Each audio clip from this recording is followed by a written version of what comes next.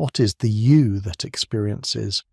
Is it an ephemeral spirit, a stream of consciousness, or the intricate dance of billions of cells within the confines of your skull?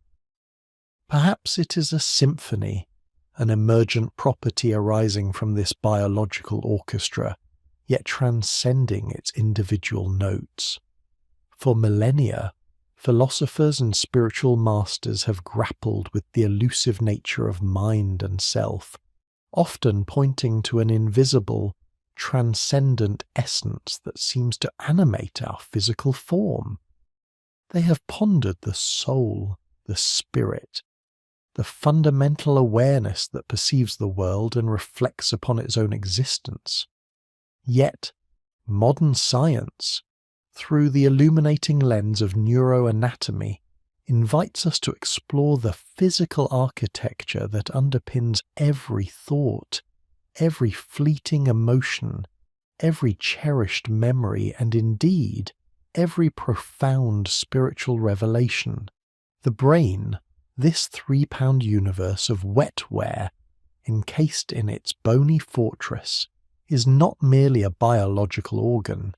It is the most complex structure known to us, a living tapestry where the material and the mystical seemingly converge, weaving together the very fabric of our reality. To understand its structure is to begin to understand the very machinery of our human experience, a journey that can deepen both our psychological insight and our spiritual awe, offering a tangible connection to the source of our inner world. This essay embarks on an introductory journey into neuroanatomy, approaching it not merely as a dry biological study of tissues and pathways, but as a profound exploration of the physical substrate of consciousness, self, and spiritual experience. We will bridge the rigorous scientific understanding of the brain's intricate structure with timeless spiritual wisdom, seeking to illuminate how the brain's physical form shapes our inner world, influencing our perceptions, our beliefs, and our capacity for transcendence. Our aim is to move beyond simplistic reductionist views, whether purely materialist perspectives that dismiss the subjective richness of experience, or exclusively spiritual frameworks that ignore the undeniable biological foundations. Instead, we endeavour to foster an integrative perspective that honours both the empirical truths revealed by neuroscience and the profound insights offered by contemplative traditions, recognizing that true understanding often lies at their intersection. From a psychological perspective, neuroanatomy provides the foundational map for understanding how we think, feel, and behave. It is the meticulous study of the brain structures, from the individual neurons, those electrical messengers transmitting information across synaptic gaps, to the vast interconnected networks of lobes and systems that orchestrate complex functions like language, perception, and decision-making. Every psychological phenomenon, from the simplest reflex arc that withdraws a hand from heat to the most profound epiphany that reshapes one's worldview, has a correlative physical manifestation within this neural landscape. Understanding the brain's architecture, its distinct hemispheres, its specialized lobes, its deep nuclei, and its intricate pathways, is crucial for grasping the origins of personality, the formation and retrieval of memory, the generation and regulation of emotion, and the mechanisms of cognition. This scientific lens allows us to appreciate the elegant design that enables our capacity for language, empathy, problem-solving, abstract thought, and self-awareness, providing tangible insights into the mechanisms underlying both mental health and human flourishing. When we speak of resilience, creativity, or even vulnerability, We are in essence referring to the dynamic interplay within this complex biological system. Simultaneously, spiritual traditions across the globe have long explored the nature of mind and consciousness, often without explicit anatomical knowledge, yet with profound intuitive understanding gleaned from centuries of introspection. Buddhist teachings, for instance, meticulously analyze the nature of consciousness, perception, and the aggregates, skandhas, of self, implicitly recognizing the mind's central role in suffering and liberation. They offer detailed maps of mental states, from mundane attachments to enlightened awareness. Hindu and Vedantic philosophies delve into the concept of Atman, the individual soul, and Brahman, the ultimate reality, often positing consciousness as the fundamental, all-pervading reality and emphasizing practices to realize this unity. Taoist wisdom emphasizes the interconnectedness of mind, body, and spirit, and the harmonious flow of vital energy, or qi, throughout the human system, linking inner balance to outer reality. Christian mystics speak of an quote to one, or thus quote through one, as the sacred seat of divine encounter and transformation, charting a journey inward towards spiritual union. Sufi traditions focus on purifying the qalb, spiritual heart, through remembrance and devotion to achieve divine remembrance, fostering states of profound peace and connection. These traditions, through centuries of contemplative practice and rigorous self-inquiry, have developed sophisticated maps of inner experience, offering detailed insights into states of awareness, compassion, and unity that transcend ordinary perception, providing guidance for ethical living and ultimate liberation. The integration of neuroanatomy with these rich spiritual perspectives offers a richer, more holistic understanding of what it means to be human. Can understanding the intricate wiring of the prefrontal cortex, the seat of executive function, ethical reasoning, and impulse control, shed light on the neurological basis of compassion, a virtue central to virtually all spiritual paths? How does the brain enable our capacity for altruism, forgiveness, and selfless love? Can the study of the default mode network, DMN, a system active during self-referential thought and mind-wandering, help us comprehend the brain's role in ego formation and the spiritual practice of no-self, or egolessness? This essay will explore these fascinating convergences, recognizing that while neuroanatomy describes the what and how of our brain's operations, its mechanics, its processing capabilities, its incredible plasticity, spiritual wisdom often speaks to the why and the meaning of our deepest experiences, guiding us towards purpose and ultimate fulfillment. It is a journey of discovery that seeks to avoid both the reduction of the spirit to mere brain chemistry and the dismissal of the brain's undeniable role in shaping our spiritual potential, instead embracing a view where each informs and enriches the other.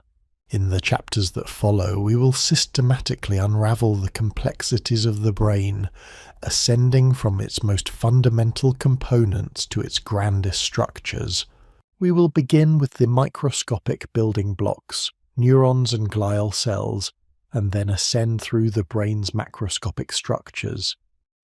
The ancient brainstem responsible for vital functions, the cerebellum orchestrating movement and balance, the diens phalon serving as a crucial relay station, and finally, the mighty cerebral hemispheres with their distinct lobes governing our most complex thoughts and behaviors. For each anatomical region, we will explore its primary psychological functions and then contemplate its profound spiritual implications, drawing insightful connections to the wisdom of Buddhist, Christian, Islamic, Hindu, Taoist, and existential traditions. This exploration invites us to view the brain not just as a marvel of biology, but as a sacred landscape, the very ground upon which our psychological drama unfolds and our spiritual journey takes flight, offering a deeper appreciation for the miraculous interplay of mind, body, and spirit. Having articulated our overarching intention to traverse the intricate terrain of the brain, not merely as an anatomical specimen, but as a sacred landscape where the material and the mystical perpetually intertwine, we now embark upon the initial steps of this profound journey. Our compass for these nascent explorations will be the foundational units of this 3-pound universe of wetware, the very cells whose ceaseless orchestrated activity underpins every thought, every feeling, every flicker of consciousness that defines our human experience. It is here, at the cellular level, that we begin to discern the initial brushstrokes of the biological orchestra, the nascent threads of the living tapestry that will, in its full complexity, reveal the breathtaking architecture of the mind. How, we might ask, does something as ephemeral as a memory, as profound as compassion, or as transcendent as a spiritual epiphany, arise from a vast congregation of microscopic entities? This is the central enigma that neuroanatomy, when approached with an integrative lens, invites us to ponder. We shall not be content with a mere cataloguing of parts. Rather, we seek to understand the how and the why of their exquisite organization, always holding in our awareness the possibility that their material arrangement reflects, and perhaps even enables, the deeper spiritual dimensions of our being. At the heart of this intricate system lies the neuron, often hailed as the fundamental building block of the nervous system.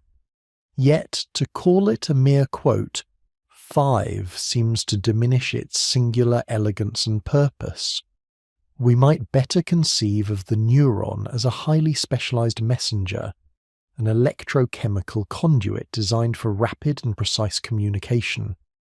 Each neuron, in its myriad forms, is a miniature world unto itself, possessing a cell body, soma, that houses its genetic blueprint and metabolic machinery, dendrites that branch out like delicate root systems to receive incoming signals, and a single, elongated axon that transmits signals to other neurons, often terminating in a cascade of axon terminals. Consider the sheer audacity of this design. Billions upon billions of these cellular units, each a discrete entity, yet forming an interconnected web of unimaginable complexity. When we contemplate a single neuron, bathed in its internal milieu, maintaining an electrochemical gradient across its membrane, poised to fire an action potential, a brief rapid reversal of electrical charge, we are witnessing the very genesis of information processing. This firing, this spike, is the fundamental language of the brain. It is the on or off switch that, in its collective symphony, gives rise to the nuanced shades of perception, the intricate logic of reasoning, and the boundless canvas of imagination. But the neuron does not operate in splendid isolation. Indeed, its very existence and functionality are inextricably linked to a vast support network of other cells, collectively known as glia. For too long, glia were relegated to a secondary role, dismissed as mere, quote, 6. The etymology of their name, from the Greek for, quote, 7 perhaps unfairly cementing this perception. Yet contemporary neuroscience has illuminated their profound and multifaceted contributions, revealing them as active participants in the brain's dynamic processes rather than passive bystanders. Among the glial cells, we encounter the astrocytes, star-shaped cells that interlace with neurons and blood vessels, playing a critical role in maintaining the brain's internal environment. They regulate ion concentrations, provide metabolic support, and even modulate synaptic activity, influencing the strength and efficacy of neural communication.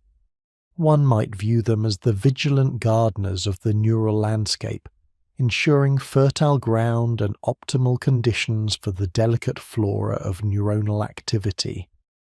Then there are the oligodendrocytes in the central nervous system and Schwann cells in the peripheral nervous system, responsible for forming the myelin sheath, a fatty insulation that wraps around axons, dramatically increasing the speed and efficiency of electrical signal transmission. Without this myelin, our thoughts would crawl, our reactions would lag, and the intricate dance of consciousness would falter. We might see myelin as the carefully paved highways of the neural network, ensuring swift passage for vital information. And let us not overlook the microglia, the brain's resident immune cells. These vigilant sentinels constantly survey their environment, ready to clear cellular debris, prune unnecessary synapses, and defend against pathogens or injury. They are the custodians of the neural temple, maintaining its sanctity and integrity, ensuring its capacity for optimal function.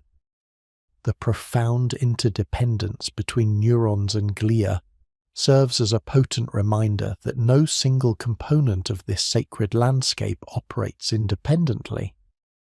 It is a testament to the principle of unity and diversity, a biological echo of spiritual teachings that emphasize the interconnectedness of all life. The true marvel, however, emerges when we consider how these individual neurons communicate with one another. This is the realm of the synapse, a specialized junction where information is transmitted from one neuron to another. It is here, in these microscopic gaps, that the electrochemical ballet unfolds. When an action potential reaches the axon terminal of the presynaptic neuron, it triggers the release of chemical messengers known as neurotransmitters into the synaptic cleft. These neurotransmitters diffuse across the gap and bind to specific receptors on the postsynaptic neuron, either exciting it, making it more likely to fire its own action potential, or inhibiting it, dampening its activity. This exquisitely precise chemical communication is the very language through which the brain constructs reality. Consider the array of neurotransmitters: dopamine, associated with reward, motivation, and pleasure; serotonin, influencing mood, sleep, and appetite; acetylcholine, crucial for memory and muscle contraction; GABA, the primary inhibitory neurotransmitter, calming neural activity; and glutamate, the primary excitatory neurotransmitter, vital for learning and memory. Each neurotransmitter, in its specific role and distribution, contributes to the vast spectrum of human experience. Is it not profoundly humbling to consider that the fleeting joys of connection, the quiet solace of meditation, the focused intensity of learning, or the profound sorrow of loss, are all underpinned by the delicate balance and intricate interplay of these chemical messengers? Herein lies a fascinating convergence with spiritual traditions. Many contemplative practices aim to cultivate states of mind, associated with well-being, tranquility, and heightened awareness. Could it be that sustained practice, through its impact on attention, emotion regulation, and cognitive patterns, subtly yet profoundly modulates the release, reuptake, and receptor sensitivity of these very neurotransmitters? For instance, the experience of profound compassion, often cultivated in Buddhist meditation, might correlate with specific patterns of activity in regions rich in oxytocin receptors, a neurotransmitter associated with bonding and prosocial behavior. The sense of boundless peace described in states of deep contemplation could be linked to the downregulation of stress-related neurotransmitters and the upregulation of inhibitory systems. To understand the neurochemical underpinnings of these states is not to reduce them to mere biology, but rather to gain a deeper appreciation for the intricate biological machinery that allows for their manifestation. It offers a bridge, allowing us to perceive the material substrate through which spiritual insights are embodied and experienced. From these individual cellular interactions, an astonishing complexity emerges. Neurons do not simply fire in isolation, they form intricate dynamic networks. Think of the brain not as a static collection of wires, but as a constantly shifting, reconfiguring and learning network, a living tapestry woven from billions of threads, each thread a neuron, each knot a synapse. These neural networks are the functional units of the brain, processing information, storing memories, generating emotions, and orchestrating behavior. The very act of perceiving a face, recalling a name, or feeling a surge of empathy involves the rapid and coordinated activity of millions of neurons firing in concert across vast networks. This concept of emergent properties is central to our integrative approach. While we can analyze the individual components, the neurons, the glia, the neurotransmitters, the magic truly happens when these components interact in complex ways, giving rise to phenomena that cannot be predicted from the sum of their parts alone.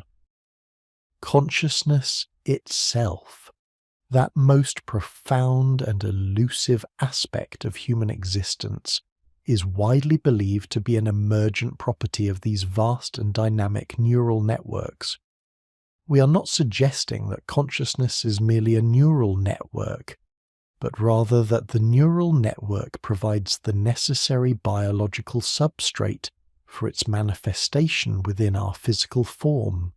As we move forward, our journey will lead us from this microscopic view to the macroscopic organization of the brain, exploring how these cellular networks are organized into distinct regions, lobes, and systems, each contributing its unique function to the grand symphony of the mind.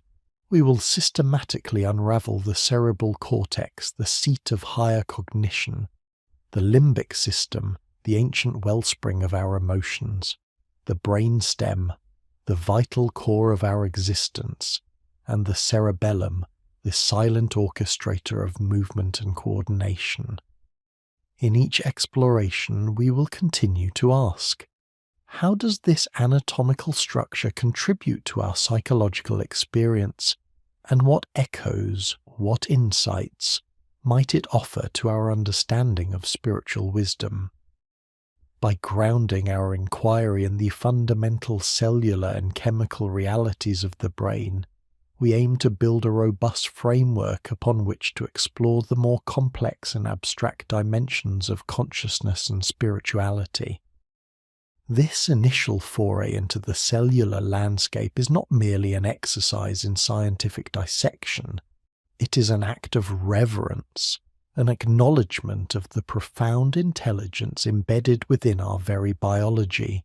It is the first step in charting the sacred landscape, preparing us for the deeper explorations of the mind's intricate architecture and its boundless capacity for experience, understanding, and transcendence.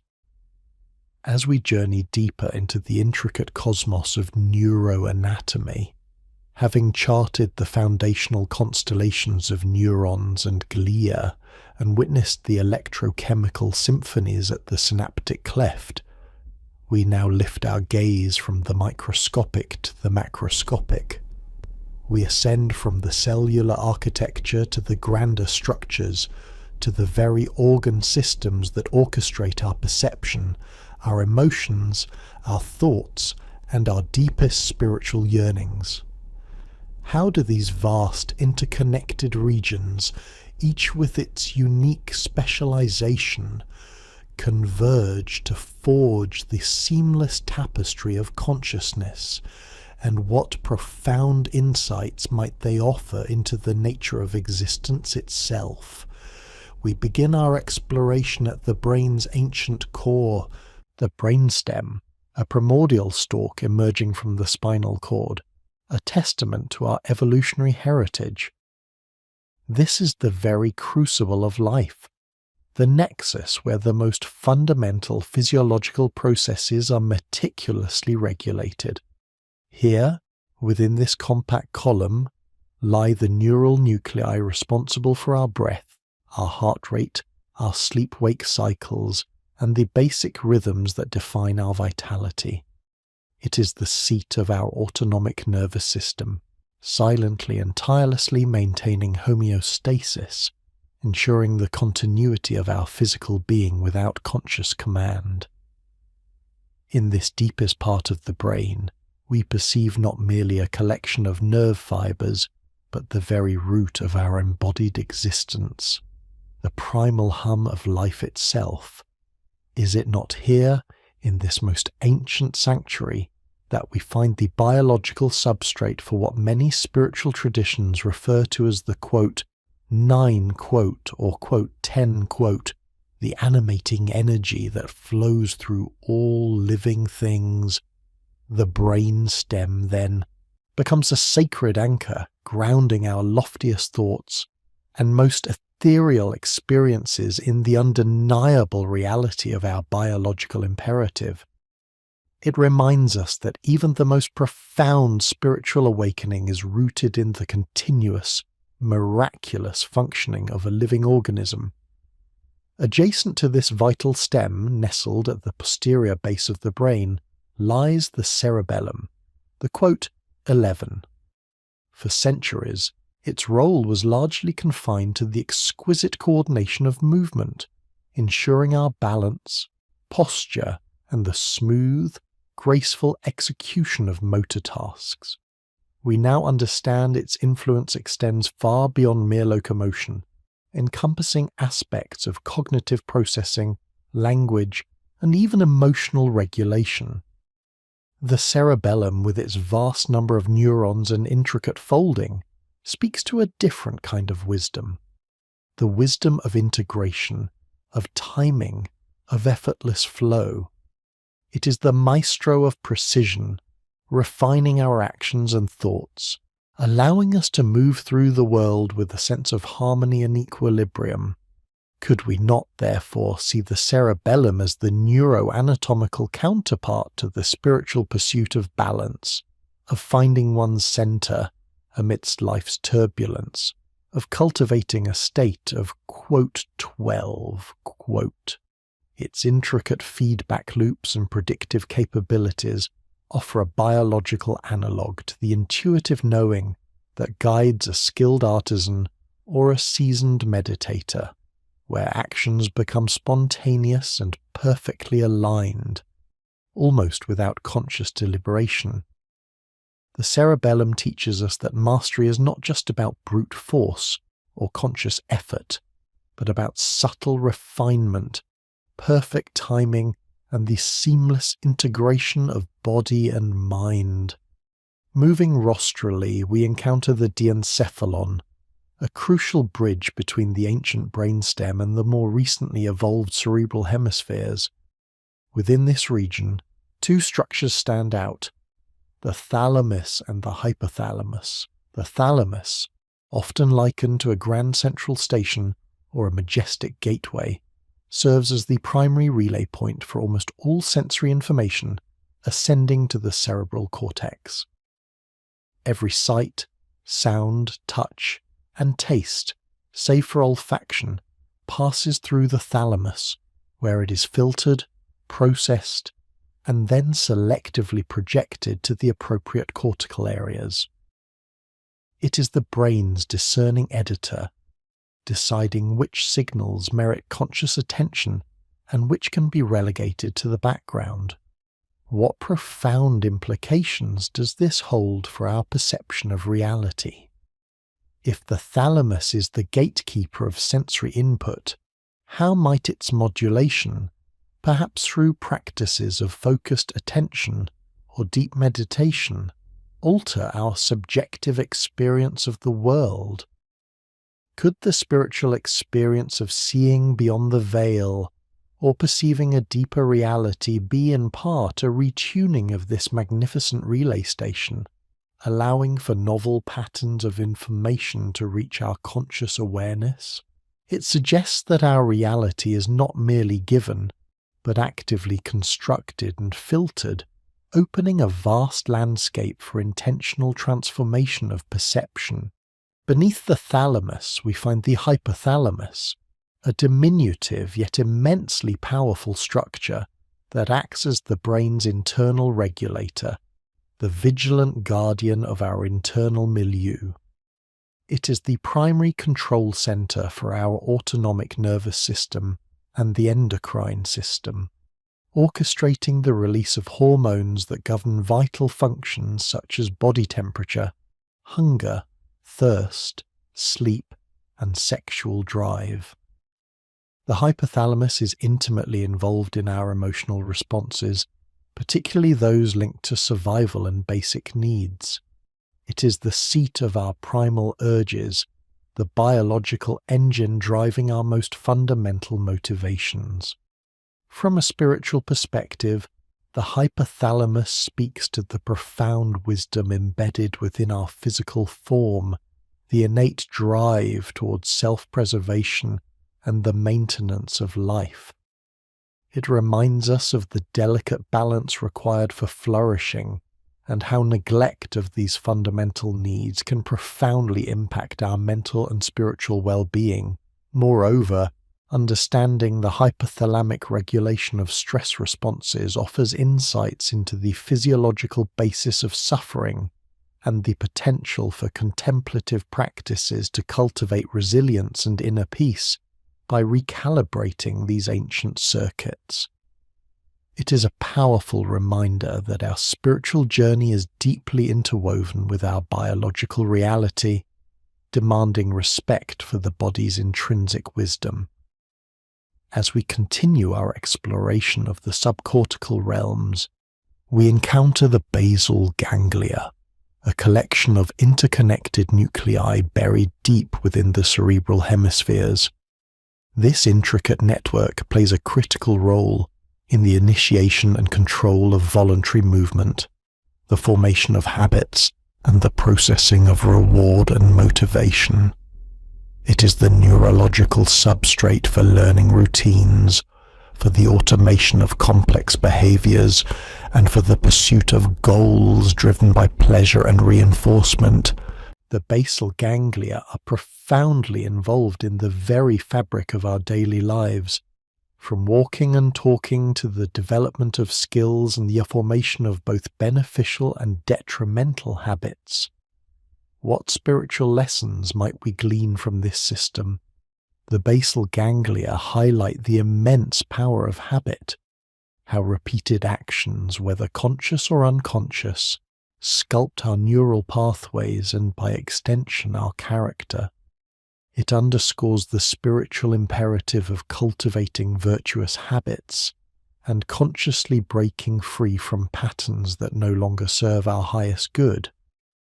The reward pathways, driven by neurotransmitters like dopamine, also offer a biological lens through which to understand spiritual cravings, the pursuit of bliss, and the challenges of attachment and addiction, urging us to discern between transient pleasures and enduring inner fulfillment.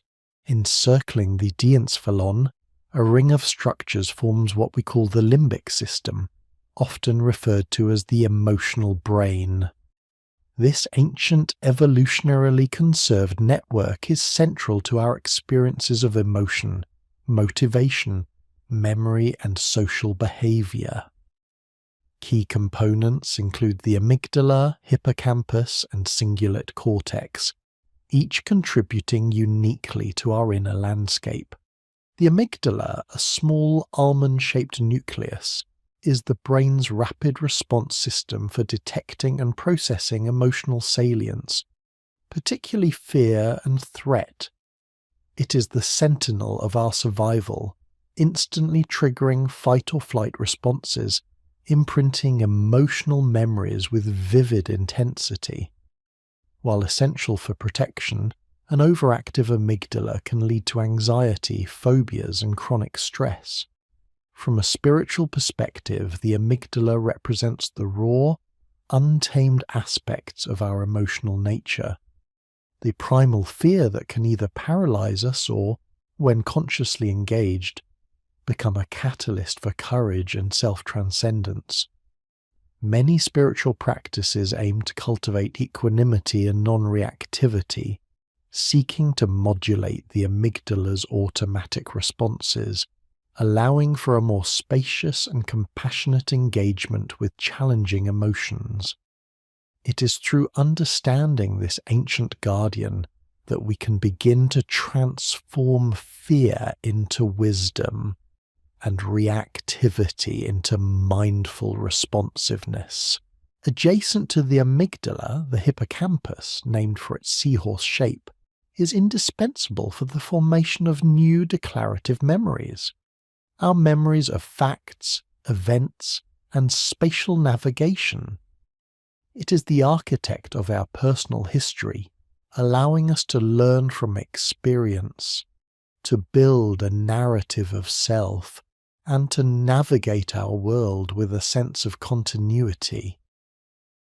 Without the hippocampus, each moment would be an isolated island, devoid of context and connection. Spiritually, the hippocampus speaks to the importance of learning, integration, and the wisdom accumulated through life's journey. It underpins our capacity for reflection, for drawing meaning from past experiences, and for cultivating a sense of presence by grounding us in the continuity of our being. Mindfulness practices, which emphasize present moment awareness, might subtly influence hippocampal activity, fostering a deeper connection to the here and now, preventing the mind from becoming lost in the labyrinth of past regrets or future anxieties. Finally, within the limbic system, we consider the cingulate cortex, particularly its anterior division, ACC. This region serves as a crucial interface between emotion, cognition, and motor control. It is deeply involved in empathy, pain processing, both physical and emotional, error detection, and the regulation of attention and emotion. The ACC allows us to monitor our internal states, to detect conflicts, and to adjust our behavior accordingly. It is a key player in our capacity for self-regulation and moral reasoning. What profound implications does the cingulate cortex hold for our spiritual lives? It provides a neurobiological basis for compassion, for our ability to resonate with the suffering of others, and for the capacity to override selfish impulses in favor of pro-social behaviors. The ACC's role in error detection and cognitive control aligns with the spiritual pursuit of self-awareness, the recognition of one's shortcomings, and the conscious effort to align actions with higher values. It is here, perhaps, that the scientific and spiritual paths converge most powerfully in the cultivation of empathy, ethical conduct, and the profound interconnectedness that defines our shared humanity. As we move through these macroscopic structures, from the ancient brainstem and cerebellum, through the vital diencephalon and basal ganglia, and into the emotional heart of the limbic system, we are continually struck by the elegant complexity and profound integration of the human brain. Each region, while specialized, does not operate in isolation. Rather, it participates in a vast dynamic symphony of neural networks, contributing its unique melody to the emergent phenomenon of consciousness. We begin to see not just discrete anatomical parts, but a living, breathing testament to the intricate dance between biology and experience, between the material and the mystical. This exploration of the subcortical landscape serves as a vital preamble, preparing us for our ascent to the cerebral cortex, the crown jewel of human evolution, the seat of our highest cognitive functions, and the ultimate frontier in our quest to understand the neurological basis of our most profound spiritual insights. To this expansive and intricately folded outer layer, we shall turn our attention next, seeking to unravel the mysteries of perception, or thought, language, and the very sense of self. As our journey through the intricate architecture of the brain continues, moving from the primal urgings of the diencephalon and the emotional echoes of the limbic system, we now ascend to the cerebral cortex, the outermost mantle, the grand cathedral, the very crown of this 3-pound universe of, quote, 15. If the subcortical structures represent the ancient roots and vital trunk of our being, the cerebral cortex is the vast, sprawling canopy, where the most complex and nuanced expressions of human consciousness unfurl. It is here, within this remarkably convoluted sheet of grey matter, that our most profound thoughts, our intricate languages, our abstract reasoning, and our unique sense of self are believed to reside, woven into a living tapestry of unparalleled complexity. What, then, is this magnificent structure that differentiates us so profoundly, allowing for the contemplation of our own existence, the creation of art, and the formulation of spiritual philosophies? The cerebral cortex, with its characteristic folds, the ridges known as gyri and the valleys as sulcers, maximizes surface area, packing an astonishing amount of neural real estate into the confines of the skull.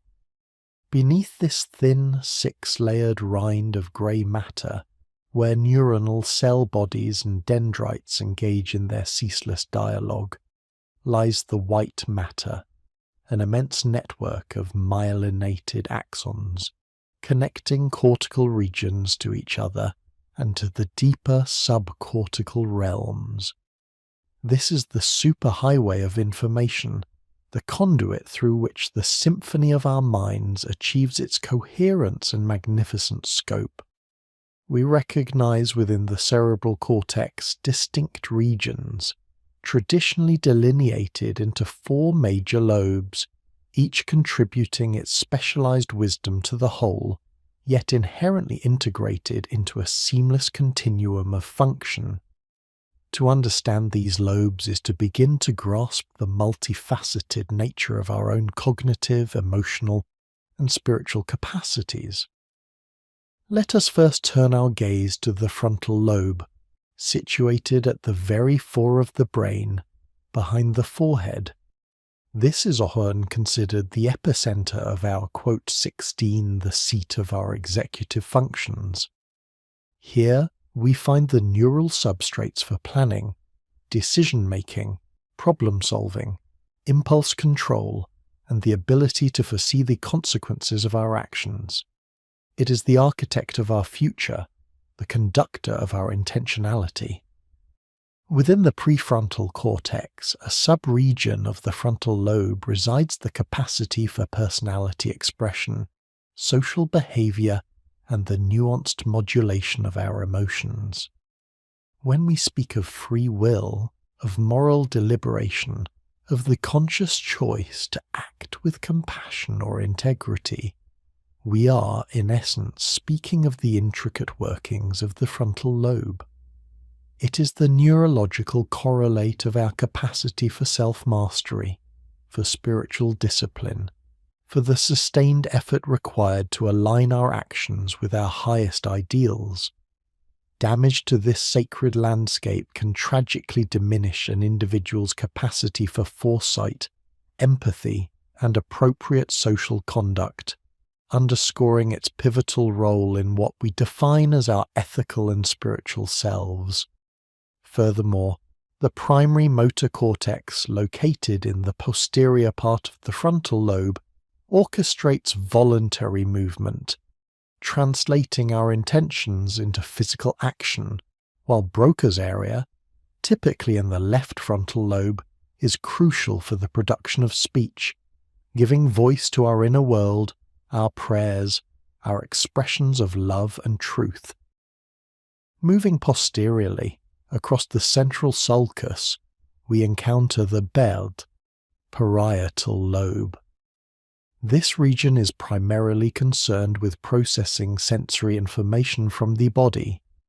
Touch, temperature, pain, and proprioception, the sense of our body's position in space.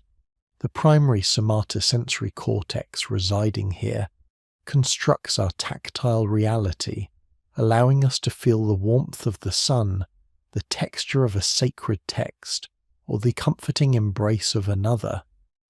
Beyond mere sensation, the parietal lobe is a master of spatial awareness and navigation, creating an internal map of our surroundings and our own embodied self within that space.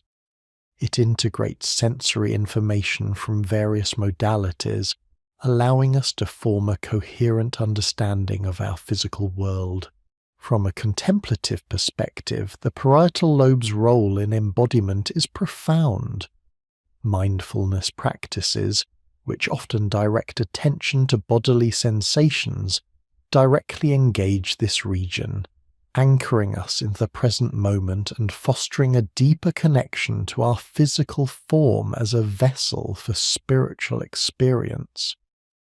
Disruptions in this area can lead to fascinating alterations in self-perception, sometimes blurring boundaries between self and non-self, offering a neurological glimpse into the experiences reported in certain mystical states. Journeying further along the lateral fissure, we arrive at the temporal lobe, nestled beneath the frontal and parietal lobes. This region is a crucial hub for auditory processing, memory formation, and language comprehension.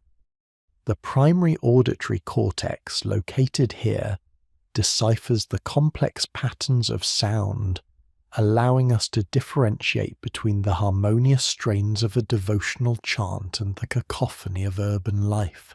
Critically, the temporal lobe is intimately linked with the hippocampus, which we explored as part of the limbic system, playing a vital role in the consolidation of long-term memories, the very fabric of our personal history and narrative self. Wernicke's area, typically in the left temporal lobe, is indispensable for understanding spoken and written language, enabling us to grasp the meaning of stories, parables, and scriptural teachings. Moreover, aspects of the temporal lobe are involved in object recognition and emotional processing, often interacting closely with the amygdala. From a spiritual vantage, the temporal lobe facilitates our ability to understand and internalize the narratives that shape our cultural and spiritual identities, to appreciate the evocative power of sacred music, and to recall the transformative moments that define our spiritual journey. Some researchers have even speculated about the temporal lobe's involvement in certain types of spiritual or mystical experiences, given its role in processing complex sensory input and generating a sense of meaning. Finally, at the posterior pole of the brain lies the occipital lobe, dedicated almost exclusively to the processing of visual information. The primary visual cortex, located within, receives raw data from the eyes, transforming light into the intricate tapestry of colours, shapes, and movements that comprise our visual world. Beyond basic perception, the occipital lobe works in concert with other cortical areas to interpret and assign meaning to what we see, allowing us to recognize faces, discern symbols, and appreciate the beauty of a natural landscape or a sacred artwork. In the realm of spiritual inquiry, vision often serves as a powerful metaphor for understanding and insight. Quote 17, quote 18, or quote 19 all resonate with the fundamental function of this lobe. It is the neurological canvas upon which our inner eye projects its symbolic landscapes, and our outer eye beholds the manifest glory of creation. While we have anatomically dissected the cerebral cortex into distinct lobes, it is imperative to remember that the brain functions not as a collection of isolated modules, but as an extraordinarily integrated and dynamic system. No single lobe acts in isolation. Rather, all are in constant, intricate communication, forming vast, distributed networks that give rise to our conscious experience. This leads us to the fascinating concept of hemispheric specialization, often referred to as lateralization, where the two cerebral hemispheres, connected by the colossal white matter bridge known as the corpus callosum, tend to exhibit different dominant functions. The left hemisphere is generally associated with logical reasoning, analytical thought, language, both production and comprehension for most people, and sequential processing. The right hemisphere, conversely, is often linked to intuition, creativity, holistic perception, spatial reasoning, emotional nuances, and the processing of nonverbal cues. While popular culture sometimes oversimplifies these distinctions, portraying them as rigidly separate, the truth is far more nuanced. True cognitive and spiritual flourishing arises not from the dominance of one hemisphere over the other, but from their harmonious integration, a dance between analysis and intuition, logic and feeling, the particular and the universal. This integration is vital for a balanced spiritual path, allowing us to both critically examine our beliefs and surrender to transcendent experience. The profound capacity of the cerebral cortex for adaptation and change, known as neuroplasticity, further underscores its role as the ultimate interface for learning, growth, and transformation. Every new skill we acquire, every language we learn, every meditation practice we undertake, every spiritual insight we internalize, subtly, or sometimes dramatically, remodels the neural connections within our cortex. Synapses strengthen or weaken, new pathways emerge, and existing ones are refined. This inherent malleability means that our brains are not static machines, but living, evolving landscapes, constantly shaped by our experiences, intentions, and choices. From a spiritual perspective, neuroplasticity offers a compelling biological basis for the possibility of personal and spiritual evolution. It suggests that through sustained practice and conscious effort, we can literally rewire our brains to cultivate qualities like compassion, equanimity, resilience, and wisdom. The aspiration to transcend limiting patterns, to embody higher virtues, finds a tangible correlative in the brain's astonishing capacity for self-sculpting. As we conclude our initial exploration of the cerebral cortex, we are left not with definitive answers, but with an even deeper sense of wonder and reverence. This convoluted mantle of grey matter is not merely a biological organ. It is the very crucible of our consciousness, the intricate stage upon which the drama of human existence unfolds. It is where the raw data of sensory experience is transformed into meaning, where abstract thought gives rise to philosophy and theology, and where the individual self grapples with its place in the cosmos. The cerebral cortex stands as a testament to the extraordinary complexity of life, a living testament to the ongoing dialogue between the material and the transcendent, the scientific and the spiritual. It is the most exquisite instrument we possess for perceiving, interpreting, and ultimately transforming our reality, making it a truly sacred landscape worthy of our deepest contemplation. Having traversed the intricate landscapes of individual neural structures and their specialized domains, from the ancient brainstem to the crown jewel of the cerebral cortex, we now arrive at a pivotal understanding. The true marvel of the brain lies not in its isolated components, but in the symphonic orchestration of its vast, interconnected networks. The wisdom of neuroanatomy compels us to move beyond a mere inventory of parts and embrace the dynamic, emergent properties that arise from their ceaseless interaction, for it is within this intricate dance of neural circuitry that the tapestry of consciousness is woven. The self is continually redefined, and the potential for transcendent experience finds its biological substrate. We perceive the brain not as a collection of static organs, but as a living, breathing symphony, where distinct instrumental sections, the lobes, the subcortical nuclei, the cellular battalions, collaborate to produce the grand opus of human experience. This orchestration is governed by large-scale neural networks, distributed systems of brain regions that communicate intensely to perform specific cognitive and emotional functions. These networks, far from being fixed, are fluid and adaptive, constantly reshaping themselves in response to our thoughts, actions, and intentions, embodying the very essence of neuroplasticity at a macroscopic scale. It is in understanding these dynamic systems that we begin to glimpse the neurobiological underpinnings of our inner lives, from the quiet hum of introspection to the soaring crescendo of spiritual revelation.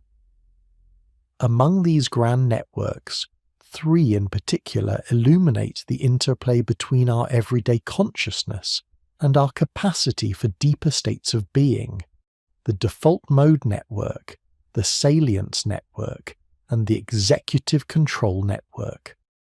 Each plays a critical role in shaping our perception of reality, our sense of self, and our engagement with the world, offering profound insights into the mechanisms by which spiritual practices might resculpt the very architecture of our minds. Consider first the default mode network DMN, a constellation of brain regions including the medial prefrontal cortex, posterior cingulate cortex, and angular gyrus. This network typically becomes active when our minds are not focused on an external task, when we are daydreaming, reflecting on past events, planning for the future, or engaging in self-referential thought. It is the seat of our narrative self, the internal monologue that constructs our personal story, our identity, and our place in the world. While crucial for self-awareness and social cognition, an overactive or dysregulated DMN can contribute to rumination, self-criticism, and the relentless churning of the ego mind, often a source of mental distress. Yet, in the quietude of deep meditation, or during moments of profound presence, we observe a significant reduction in DMN activity. Is this not the neurological correlate of the ego's temporary dissolution, the letting go of the self-narrative that spiritual traditions so often advocate? As the incessant internal chatter subsides, a spaciousness emerges, a sense of interconnectedness that transcends the boundaries of the individual self, allowing for an experience of unity that is both deeply personal and universally resonant. Interacting intimately with the DMN is the hair salience network SN, anchored by the anterior insular and the anterior cingulate cortex. This network acts as the brain's internal radar system, constantly scanning both our internal landscape, bodily sensations, emotional states, and our external environment for information that is relevant or quote 20. It plays a crucial role in directing our attention, mediating the switch between the inward-focused DMN and the task-oriented executive control network. The SN helps us determine what is important enough to warrant our conscious focus, filtering the deluge of sensory data and emotional input to highlight what demands our immediate engagement. In the context of spiritual practice, a finely tuned salience network becomes an invaluable ally, enabling us to discern the subtle whispers of intuition, to remain present with the breath, or to identify and disengage from distracting thoughts and emotions. It is the neurobiological sentinel that guards the gates of awareness, allowing us to cultivate mindful attention and to redirect our focus towards intentions that serve our highest good, fostering a state of alert yet serene presence. Finally, we turn our gaze to the executive control network, ECN, primarily encompassing the dorsolateral prefrontal cortex and posterior parietal cortex. This network is the orchestrator of our goal-directed behavior, our capacity for planning, decision-making, problem-solving, and exerting cognitive control over our impulses and attention. It is the neural architecture that empowers us to set intentions, to follow through on complex tasks, and to regulate our emotions and responses in alignment with our values. In essence, the ECN provides the neurobiological scaffolding for self-mastery and willpower. For the spiritual seeker, a robust and well-integrated ECN is indispensable. It enables us to sustain prolonged meditation, to choose compassion over reactivity, to cultivate virtuous habits, and to consciously direct our inner resources towards spiritual growth. It is the network that allows us to consciously quote 21 our brains through practice, to override old patterns, and to forge new pathways of wisdom and kindness. How then do these remarkable networks, in their ceaseless interplay, give rise to the profound mystery we call consciousness, to our subjective experience of being? We are compelled to reiterate that consciousness is not localized to a single region, nor is it merely the sum of its parts. Instead, it emerges from the dynamic, recursive interactions across these vast networks, a grand, integrated information processing system that generates our unified field of awareness. The quote 22 we experience, the continuous narrative of quote 23, is a construct, a magnificent emergent property of this dynamic neural symphony. When we speak of spiritual experiences involving a diminished sense of self, or an expansion into universal consciousness, we are perhaps witnessing a temporary shift in the balance and integration of these networks, particularly a quieting of the DMN and a heightened awareness facilitated by the SN and ECN. The brain, in this sense, acts as a sophisticated receiver and transmitter, capable of tuning in to different frequencies of awareness, from the narrow band of egoic perception to the expansive spectrum of cosmic consciousness. This leads us naturally to contemplate the neurobiology of transcendent states themselves. What occurs within the sacred landscape of the brain during moments of profound mystical experience, during epiphanies of interconnectedness, or rapturous states of unconditional love? While the science is still in its nascent stages, functional imaging studies offer tantalizing glimpses.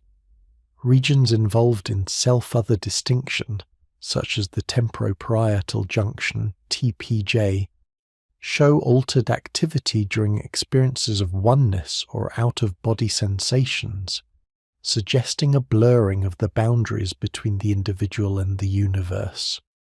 The prefrontal cortex, particularly those areas associated with the ECN, can exhibit both increased activity for focused attention and intentional states of compassion, and decreased activity for a release from rigid self-monitoring, depending on the specific nature of the spiritual experience. The limbic system, the ancient seat of emotion, resonates deeply during moments of awe, reverence, and unconditional love, suggesting that these profound spiritual emotions are deeply rooted in our biological capacity for connection and empathy. It is crucial to emphasize that these neurobiological correlations are not reductions. We are not asserting that spiritual experiences are merely brain states. Rather, we propose that the brain is the magnificent instrument through which these experiences manifest, the biological canvas upon which the divine is painted.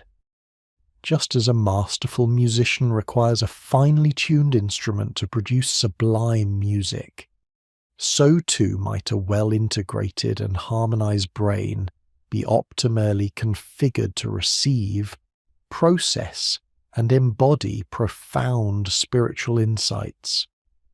The brain, in its immense complexity and plasticity, provides the very architecture for our potential to transcend our ordinary selves.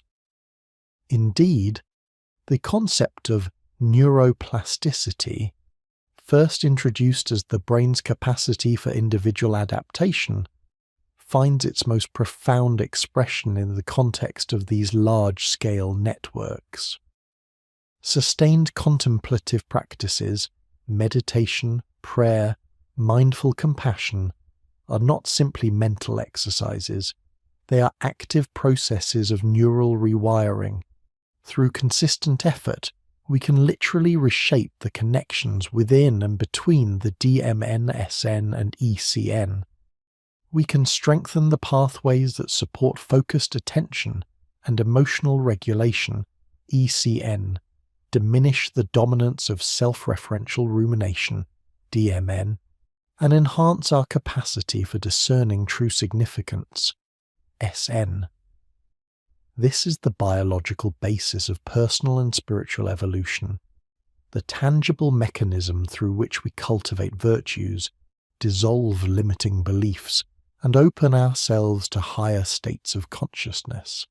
The brain, our 3-pound universe of wetware, is not a fixed destiny but a malleable landscape, forever awaiting the conscious gardener to tend its sacred soil, to prune the weeds of negativity, and to cultivate the blossoms of wisdom and compassion. As we stand at this juncture, having navigated the intricate pathways from neuron to network, from structure to emergent function, we recognize that the journey into neuroanatomy is, at its heart, a journey into the deepest essence of what it means to be human.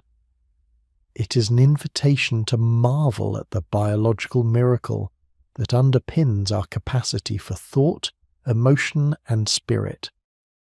The integration of scientific understanding with spiritual wisdom offers not a reduction of the sacred, but an expansion of our awe, revealing the profound intelligence embedded within our very being. The brain, in its exquisite design and dynamic potential, is not merely an organ of perception, but a gateway to transcendence, a testament to the boundless possibilities of human consciousness. What further mysteries, then, might await us as we continue to explore the intricate relationship between the inner landscape of the mind and the boundless expanse of the spirit? Having traversed the intricate landscapes of neurons and glia, ascended through the foundational subcortical structures, explored the majestic territories of the cerebral cortex, and charted the dynamic interplay of large-scale neural networks, we now stand at a precipice. We have meticulously detailed the brain's architecture, its electrochemical language, and the emergent properties of consciousness and self that arise from its ceaseless activity. Yet, the profound mystery persists, beckoning us beyond the confines of mere description. How precisely do spiritual experiences, those sublime encounters with the numinous, arise from, yet transcend, these biological mechanisms? And what does this profound interplay signify for our understanding of human existence? We have posited the brain not merely as the source of consciousness, but as its magnificent instrument, a biological orchestra capable of playing symphonies of thought, emotion, and perception. But if the brain is the instrument, what then is the musician? Or perhaps, to shift our metaphor, is it a sophisticated transducer, a finely tuned antenna capable of receiving and interpreting frequencies of reality that extend beyond the purely material? This inquiry moves us from the how of neuroanatomy to the why of existence, inviting a deeper contemplation of consciousness itself.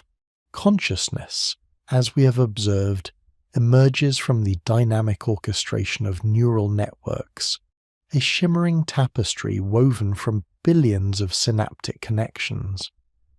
We can map its correlates, pinpoint areas of activation during specific experiences, and even discern shifts in network dynamics during meditative or transcendent states.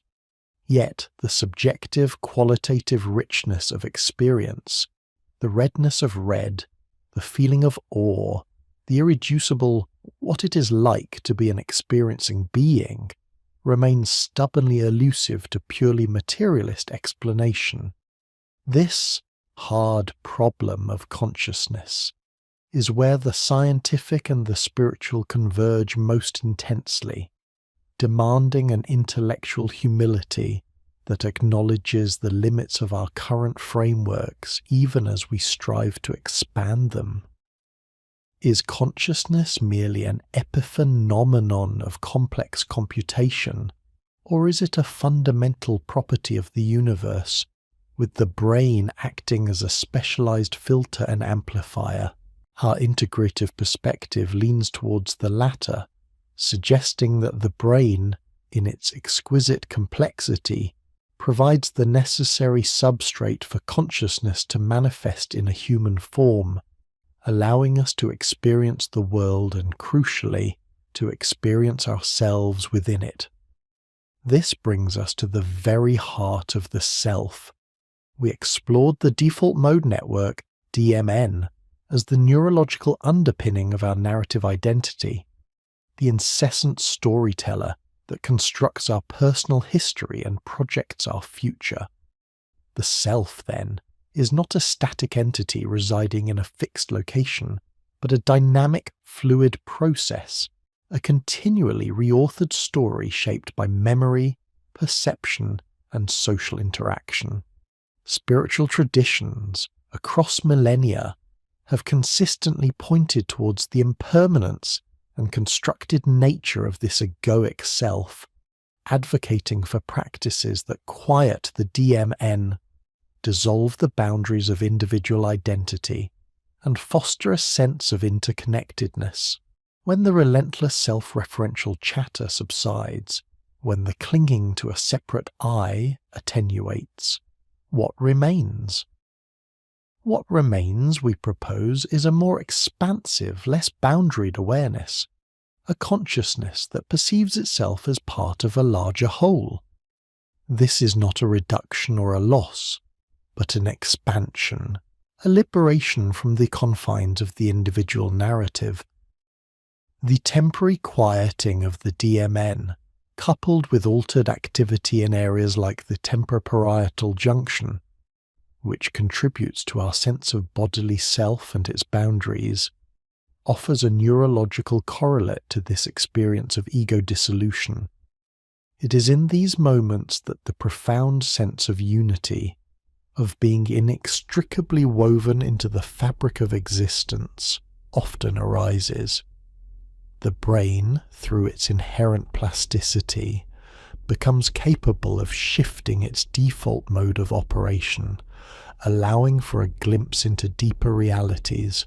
It learns to unlearn the rigid distinctions between self and other, between inner and outer, creating pathways for empathetic resonance and universal compassion. The brain's role as an instrument, therefore, is not a passive one. It is an active, evolving instrument, constantly being retuned and refined by our experiences, our intentions, and especially our spiritual practices.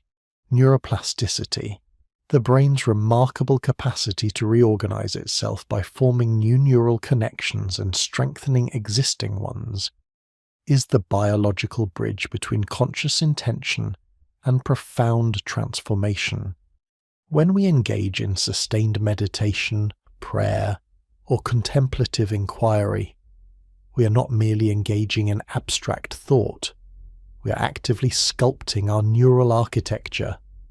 We are literally rewiring our brains, strengthening pathways associated with compassion, mindfulness, and equanimity, while potentially weakening those linked to fear, anxiety, and self-preoccupation. The repeated act of focusing attention, of cultivating gratitude, of extending forgiveness, etches these patterns into the very fabric of our being, making these states more accessible and enduring. Consider the profound implications of this understanding. Our spiritual aspirations are not ethereal pipe dreams divorced from our biology, but rather deeply embodied processes. The pursuit of inner peace, enlightenment, or connection to the divine is simultaneously a journey of neurobiological transformation. When we speak of, quote, 31, quote, we are not only referring to a metaphorical shift in attitude, but also, potentially, to measurable changes in limbic system activity, in vagal nerve tone, and in the intricate dance of neurotransmitters that modulate our emotional landscape. When we cultivate wisdom, we are strengthening the prefrontal cortex's capacity for executive function, ethical reasoning, and impulse control. The sacred landscape of the brain is not merely a metaphor. It is the living, breathing canvas upon which our spiritual journey is painted and through which it is experienced. This integrative perspective also carries significant ethical and existential imperatives. If our neuroanatomy underpins our capacity for empathy, morality, and spiritual experience, then understanding it better can foster a deeper reverence for life, and a more compassionate approach to human suffering. It compels us to consider the ethical implications of emerging neurotechnologies, ensuring they are used to enhance human flourishing and expand consciousness, rather than to control or diminish it. It encourages us to design societies and educational systems that nurture the development of these higher capacities, recognizing that our well-being is intrinsically linked to the health and harmonious functioning of our brains, both individually and collectively. Ultimately, the journey through neuroanatomy, viewed through the lens of spiritual inquiry, reveals a profound truth. We are not merely biological machines, nor are we disembodied spirits. We are rather magnificent beings inhabiting a nexus where matter and consciousness dance in an eternal embrace. The brain, in its astonishing complexity, is the interface, the meeting point, the sacred vessel through which the vastness of consciousness can manifest, experience, and evolve. It is the instrument that allows us to perceive beauty, to feel love, to contemplate the infinite, and to strive for transcendence. The unresolved mystery, then, is not a deficit in our understanding, but an invitation to an ongoing open-ended inquiry. It is the recognition that the more we learn about the brain, the more we appreciate the profound depths of consciousness and the potential for human experience. We do not seek to reduce the spiritual to the neurological, nor to dismiss the neurological in favor of the spiritual. Instead, we seek an integration, a harmonious synergy where each domain enriches and illuminates the other. The brain does not merely produce spiritual experience, it is the miraculous apparatus through which such experiences become possible, become embodied, and become transformative. It is the very ground upon which we stand as we reach for the heavens, a testament to the exquisite design of existence itself, perpetually whispering secrets of our true nature, if only we learn to listen to its intricate song. Our journey therefore continues, ever deeper into the living tapestry of mind, brain, and spirit, forever seeking to understand the magnificent interplay that defines what it means to be human. We have journeyed through the intricate landscapes of the brain, from the silent dance of individual neurons to the grand orchestration of vast neural networks, ever seeking to discern the physical substrate of our innermost reality.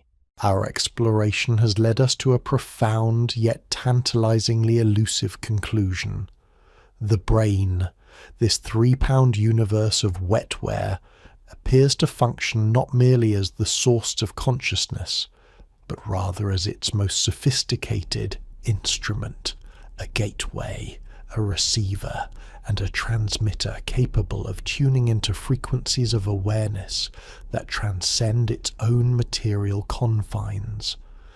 This perspective liberates us from the confines of reductionism, inviting us to contemplate a grander tapestry of existence, where spirit and synapse are not disparate entities but two interwoven strands of the same cosmic fabric. If the brain is indeed a receiver, then what precisely is it receiving? And how does it navigate the boundless spectrum of potential realities? We posit that the various states of consciousness, from our quotidian waking awareness to the dream states, from the profound absorption of deep meditation to the ecstatic peak experiences of mystical insight, represent distinct channels or frequencies to which the brain can attune itself. Each state offers a unique lens through which reality is perceived, processed, and ultimately made meaningful. Our ordinary waking state, for instance, is characterized by a focused, object-oriented awareness, largely governed by the executive control network ECN and modulated by the salience network SN, allowing us to navigate the empirical world with purpose and precision.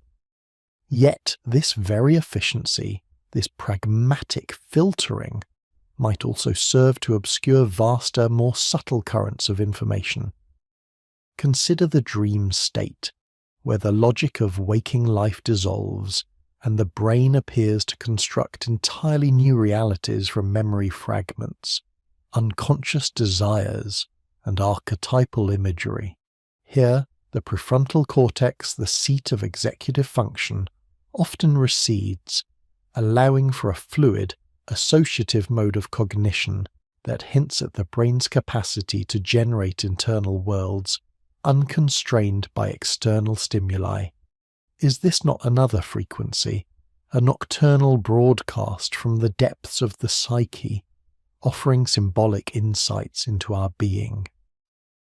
And what of those liminal states, hovering on the cusp of sleep and wakefulness, where hypnagogic visions and auditory phenomena emerge, blurring the boundaries between inner and outer perception?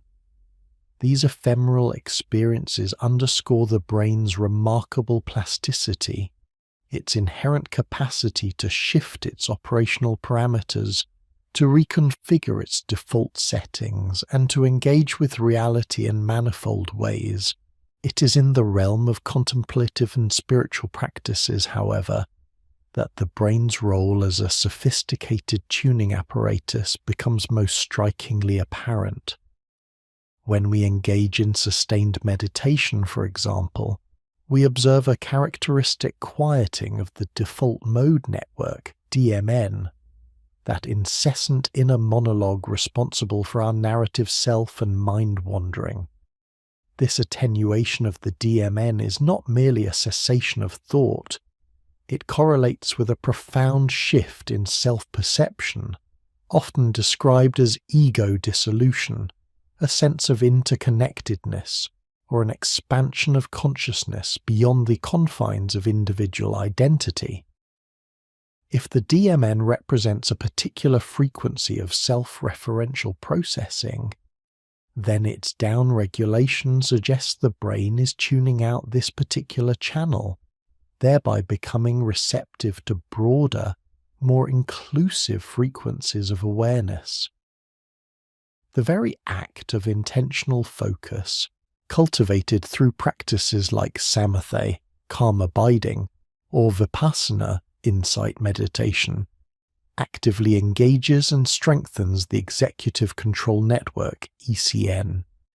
By intentionally directing and sustaining attention, we are, in essence, calibrating the brain's internal antenna, refining its ability to discern and amplify specific signals while dampening extraneous noise. This sustained volitional effort, as we have seen, is the very crucible of neuroplasticity. The repeated practice of mindfulness, of bringing awareness to the present moment without judgment, literally rewires the neural pathways, strengthening those circuits associated with sustained attention, emotional regulation, and metacognition. We are not just experiencing altered states, we are sculpting the very instrument of experience. Moreover, the salience network, SN, which directs our attention to relevant internal and external stimuli, plays a crucial role in this spiritual attunement. In daily life, the SN often prioritizes threats, rewards, and the immediate demands of survival. Yet through contemplative training, its focus can be intentionally redirected. Practitioners learn to identify and amplify internal signals of compassion, insight, or inner peace, while simultaneously disengaging from the habitual pull of distractions or negative thought patterns. The SN, under conscious guidance, becomes a spiritual compass, guiding the brain towards those frequencies that resonate with deeper meaning and purpose. The phenomenon of mystical experiences often characterized by feelings of unity, timelessness, and ineffable wisdom, offers perhaps the most compelling evidence of the brain's capacity to access transcendent frequencies. While these experiences are undeniably subjective and resistant to complete scientific reduction, neuroimaging studies have observed distinctive patterns of neural activity during such states. These include altered activity in the parietal lobe, which is involved in spatial awareness and body schema, potentially explaining the sense of ego dissolution and boundarylessness. There are also notable shifts in activity within the temporal lobes, areas associated with memory, language, and the processing of complex sensory information, which some researchers link to the profound sense of knowing or seeing truth reported by mystics. But how do these neurobiological correlates relate to the subjective what it is like of consciousness? The hard problem that continues to elude a purely material explanation. We contend that while the brain provides the necessary biological architecture, the sophisticated circuitry, the electrochemical symphony, the experience itself, may originate from a dimension beyond the purely physical. The brain, in this model, acts as a sophisticated interface, translating non-physical information or universal consciousness into a form that can be processed and felt by the individual. It is akin to a radio receiver. The radio itself is a physical object, but the music it plays originates from electromagnetic waves in the air, not from within the components of the radio itself. The quality of the music depends on the quality of the receiver and its tuning. This perspective implies a profound responsibility. If our brains are capable of tuning into different frequencies of awareness, then we possess the inherent capacity to consciously cultivate states that foster wisdom, compassion, and interconnectedness. Neuroplasticity, therefore, is not merely a biological fact, it is a spiritual imperative. Every intentional thought, every act of kindness, every moment of mindful presence contributes to the ongoing sculpting of our neural landscape, shaping not only our individual experience, but potentially influencing the collective consciousness. We are, in essence, co-creators of our reality, both internal and external, through the very architecture of our being. The implications extend beyond individual transformation. Imagine a collective shift, where a critical mass of individuals consciously tunes their internal instruments towards frequencies of empathy and understanding. What kind of societal structures might emerge? What conflicts might dissipate? If our brains are indeed capable of receiving and transmitting, then perhaps our collective consciousness is not merely the sum of individual minds, but a dynamic interwoven field, influenced by the dominant frequencies broadcast by its constituent parts. This concept resonates with ancient spiritual traditions that speak of a universal mind or a collective unconscious, now viewed through the lens of a neuroanatomical understanding that acknowledges the brain's role as an interface. We are, in effect, considering the brain as a conductor in a vast cosmic orchestra. Each structure, from the ancient brainstem to the intricate cerebral cortex, each network, from the DMN to the ECN, plays its part. The music of consciousness, of being, emerges from their harmonious, or at times dissonant, interplay. Our journey through neuroanatomy, then, has not been a reduction of spirit to matter, but an elevation of matter to its rightful place as the sacred vessel, the biological marvel through which the ineffable manifests. What remains, then, is not the resolution of the hard problem in its entirety, for the subjective essence of what it is like may forever remain beyond the grasp of purely objective measurement. Rather, what emerges is a deepened appreciation for the mystery itself, coupled with a renewed sense of agency. We are not passive recipients of our neurobiological fate. We are active participants in its unfolding.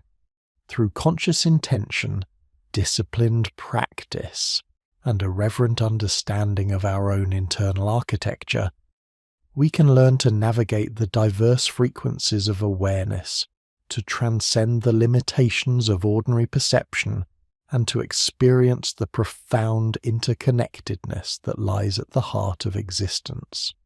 Our exploration has moved us from the tangible, measurable world of cells and circuits to the speculative, yet deeply resonant realm of consciousness as a universal field. The brain, in this grand vision, becomes the ultimate frontier, not merely a complex biological machine to be dissected and understood, but a living, evolving instrument for spiritual actualization. It is through this sacred landscape that we may yet glimpse the infinite, touch the divine, and fully realize the boundless potential of human being. The journey continues, not merely as an intellectual exercise, but as an invitation to engage with the deepest questions of existence, armed with both scientific insight and spiritual wisdom, seeking always to integrate, to unify, to understand the symphony of spirit and synapse that orchestrates our very being. The next chapter, perhaps, lies in the practical application of this understanding, in the cultivation of practices that truly empower us to tune our instruments and play our unique note in the cosmic concert. We have journeyed through the intricate landscapes of the brain, from the infinitesimal dance of neurons and glia to the sweeping orchestration of large-scale networks, observing how this 3-pound universe of wetware underpins every facet of our phenomenal existence. We have marvelled at its capacity for adaptation and change, its neuroplasticity offering a biological testament to the possibility of spiritual evolution. Yet, as we stand at this precipice of understanding, a profound chasm persists, a mystery that continues to humble even the most rigorous scientific inquiry. The hard problem of consciousness. This is not merely a question of identifying neural correlates for subjective experience, which we have seen the brain meticulously provide, but rather of comprehending why and how these physical processes give rise to the qualitative felt experience of redness, the poignant ache of grief, or the boundless ecstasy of spiritual awakening. Why does the firing of specific neurons in the visual cortex translate into the vivid perception of a sunset, rather than remaining mere electrochemical activity? Why does the intricate interplay of neurotransmitters yield the profound sense of I, the irreducible core of our being? The most sophisticated fMRI scans and electrophysiological recordings can reveal where and when consciousness manifests, but they remain eloquently silent on the what and the how of its intrinsic nature.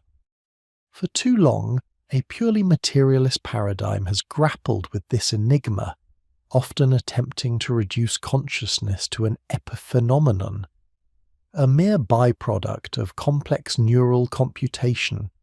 But such a reduction feels incomplete, an intellectual sleight of hand that diminishes the very richness it seeks to explain. If consciousness were solely an emergent property of the brain, entirely contained within its physical confines, then the profound, unitive experiences reported across cultures and millennia experiences of transcending the individual self, of merging with a universal awareness, would remain inexplicable anomalies, perhaps even mere hallucinations. This is where our proposed framework of the brain as an interface gains its profound relevance, offering a bridge across the chasm between the physical and the phenomenal. We suggest that the brain is not merely the generator of consciousness, but rather a sophisticated receiver and translator of a consciousness that may be more fundamental, more pervasive, than our current scientific models typically allow. Imagine the brain as a highly complex radio tuned to a particular frequency. It does not create the radio waves, but rather converts them into an audible signal that we can perceive. In a similar vein, the brain, with its intricate architecture and dynamic networks, might be translating a universal field of consciousness or non-physical information into the localized, individualized experience we call mind. What might this universal consciousness entail? This is a question that moves beyond the immediate purview of neuroanatomy into the realms of metaphysics, quantum physics, and spiritual philosophy. Yet, its implications for our understanding of the brain are immense. If consciousness is not solely localized within the skull, but rather an omnipresent field, perhaps akin to the quantum vacuum or the information field posited by some theoretical physicists, then the brain's role shifts from sole creator to a remarkable conduit. It becomes the instrument through which this broader awareness is funneled, filtered, and individualized, allowing for the unique tapestry of subjective experience that defines each living being. This perspective radically redefines our understanding of the self. If the brain is an interface, then the quote 46 that we perceive as distinct and separate might be a localized manifestation, a specific frequency or channel tuned in by our unique biological apparatus.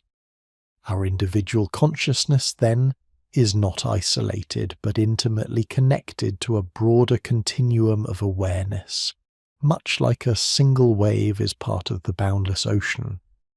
This resonates deeply with spiritual traditions that speak of an Atman, individual soul, that is ultimately Brahman, universal consciousness, or the concept of anatta, non-self, in Buddhism, which points to the illusory nature of a fixed independent self. The brain, in this context, becomes the exquisite instrument that allows us to experience the illusion of separation and simultaneously the gateway through which we can transcend it.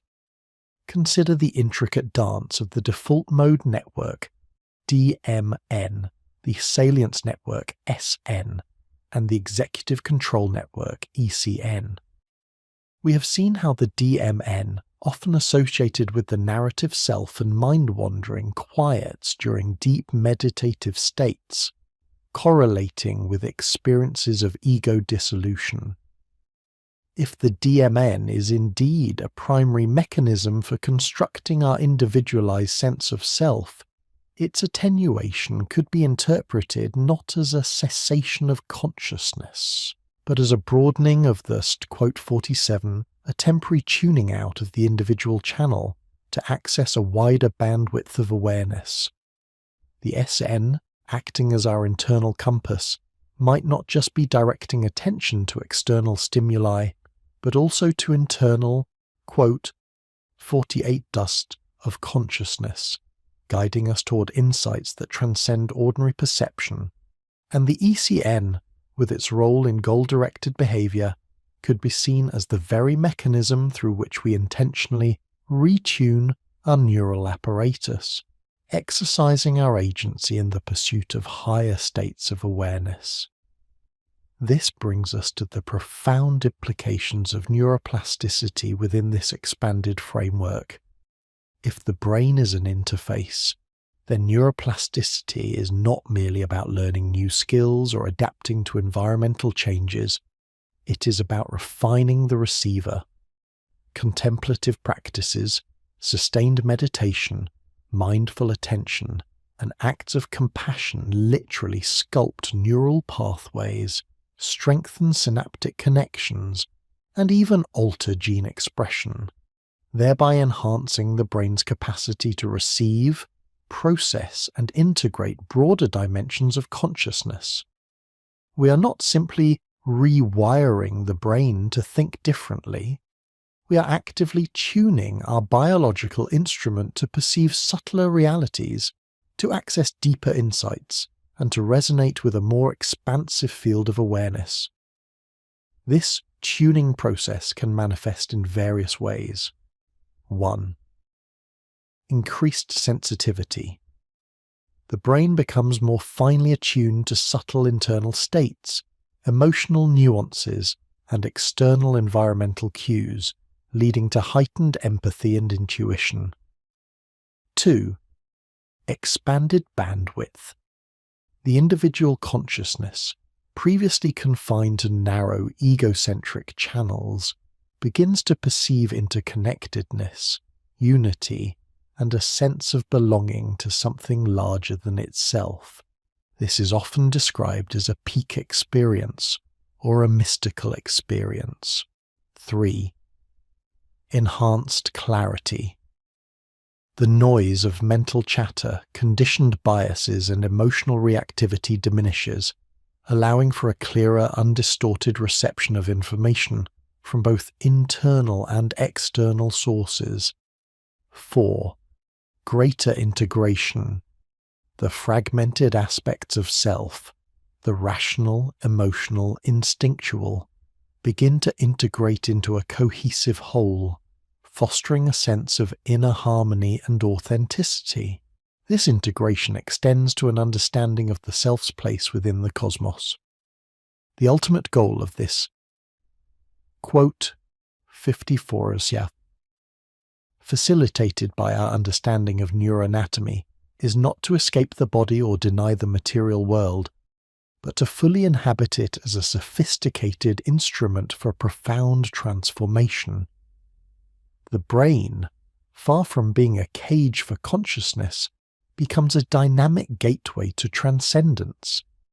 It is through the meticulous cultivation and refinement of this biological orchestra that we can move beyond the limitations of our conditioned perceptions, experiencing the world not just as a collection of separate phenomena, but as a living, interconnected tapestry woven from a singular, universal consciousness.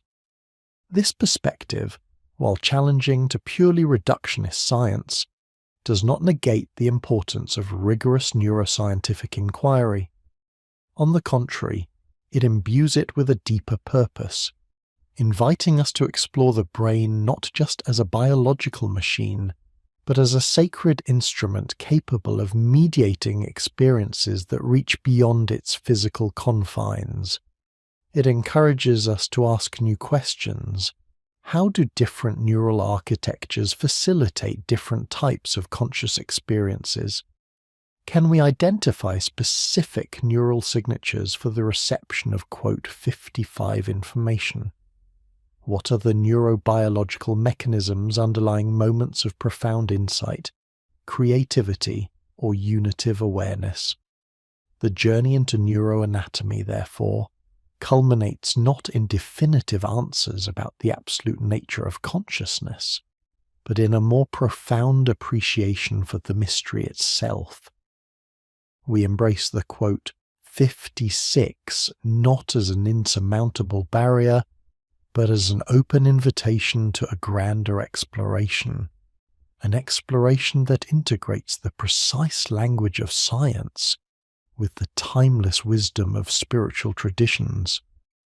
We acknowledge the brain as a miracle of biological engineering, a masterpiece of evolution, and simultaneously, a potential interface to dimensions of reality that we are only just beginning to comprehend. It is a testament to human agency that through intentional practice and mindful living, we can actively participate in the evolution of our own consciousness, tuning our internal instrument to resonate with the symphony of the cosmos, transforming our individual lives and perhaps the collective awareness of humanity. The brain, in its exquisite complexity, offers us not just a map of our inner world, but a compass for navigating the boundless reaches of consciousness itself. Having established neuroplasticity as the very mechanism through which we refine the brain's capacity to receive, process, and integrate broader dimensions of awareness, we now stand at the precipice of a profound inquiry. What, precisely, does this enhanced sensitivity, expanded bandwidth, and greater clarity feel like? What, in essence, does it mean to operate from a more finely tuned instrument? And how does this translate into the lived experience of our human journey? We contend that this refinement is not merely an intellectual exercise or an esoteric pursuit, but a fundamental recalibration of our being, one that reorients us towards a deeper, more resonant engagement with the world and with each other. The immediate consequence of a brain thus refined is often an almost visceral awakening to interconnectedness. No longer is the notion of a universal consciousness a mere philosophical abstraction. It begins to manifest as a felt reality, an undeniable resonance that courses through the very fabric of our perception. The boundaries between self and other, so meticulously constructed by the egoic mind and reinforced by the default mode network, begin to soften, to blur, and at times to dissolve entirely. We perceive the suffering of another not as an external event, but as a subtle thrumming within our own being, a shared chord struck in the grand symphony of existence. This is not simply intellectual empathy, but a deep, somatic experience, perhaps mediated by the mirror neuron system operating with enhanced fidelity, or by a more permeable interface between our individual neural field and the broader energetic currents of the collective. The salience network, no longer solely preoccupied with threat detection or self-preservation, now foregrounds the subtle cues of shared vulnerability, shared joy, and the intricate dance of mutual dependence that binds all life. This heightened sensitivity inevitably cultivates a profound and spontaneous compassion. When the brain truly perceives itself as an integral, inseparable part of a larger whole, the impulse to harm or exploit another becomes utterly illogical, akin to a limb attacking its own body. We begin to understand that the well-being of the individual is inextricably linked to the well-being of the collective, and vice versa. This understanding moves beyond moral precept. It becomes an inherent orientation, a neurobiologically supported imperative. The intricate circuitry of the anterior cingulate cortex and insula, long associated with empathy and interoception, appears to deepen its functional connectivity, allowing for a more profound integration of emotional states, our own and those of others, into a cohesive, compassionate response. This is the neuroanatomical basis for a truly altruistic impulse, one that arises not from duty but from a direct apprehension of unity. Furthermore, a refined brain exhibits an enhanced capacity for intuition and insight, transcending the linear, sequential processing of the rational mind. When the 57th quote of the incessantly chattering ego is quieted, when the brain is less tethered to its habitual patterns of thought and expectation, it becomes more receptive to subtle signals, to non-linear patterns, to information that seems to emerge from a deeper wellspring of knowing. Is this merely the brain's incredible pattern recognition abilities operating at an optimized level, synthesizing vast amounts of subconscious data? Or is it, as we have posited, the brain acting as a more efficient receiver, tuning into frequencies of information that exist within the universal field, outside the confines of our immediate sensory input? Perhaps it is both. The brain's emergent properties, honed by practice and intention, allowing it to interface more effectively with a pervasive intelligence. Ideas, solutions, and creative inspirations often arrive not through strenuous effort, but as sudden, effortless insights, akin to a clear signal cutting through static. This phenomenon suggests a dynamic interplay between the individual brain's internal processing and a broader external reservoir of knowledge. The implications of this understanding are not merely personal, they extend to the very fabric of our collective existence, presenting a profound ethical imperative. If our individual brains are indeed instruments capable of tuning into a universal consciousness, then our responsibility transcends mere self-interest. We are called to cultivate not only our own internal landscape, but also to contribute to the collective resonance. Every act of compassion, every moment of genuine connection, every sustained intention for peace and harmony, we suggest, sends ripples through this universal field, subtly influencing the collective bandwidth, raising the overall frequency of human experience.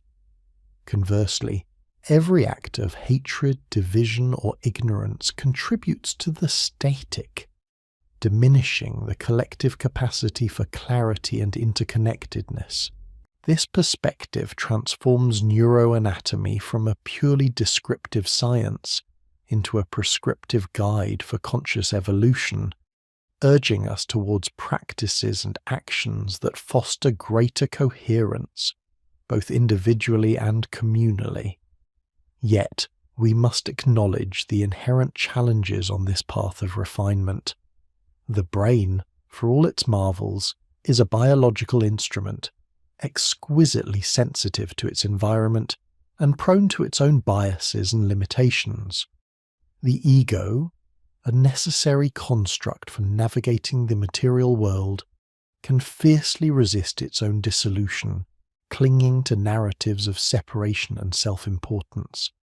Distractions abound in our hyperstimulated world, constantly vying for our attention and pulling us away from the subtle work of internal calibration. Maintaining a state of expanded awareness requires sustained effort, a continuous return to practice, and a profound commitment to self-inquiry. The journey of refining the receiver is not a one-time event, but an ongoing process, often fraught with periods of regression, doubt, and the persistent pull of old patterns. The wetware itself, while capable of remarkable neuroplasticity, still operates within the constraints of its evolutionary history, sometimes struggling to integrate experiences that transcend its deeply ingrained survival mechanisms. How do we reconcile the ancient reptilian brain's imperatives with the transcendent aspirations of the evolved cortex? This remains a central tension, a dynamic interplay that defines much of the human spiritual journey. Moreover, the concept of a collective consciousness, while intuitively appealing, presents its own set of scientific and philosophical hurdles.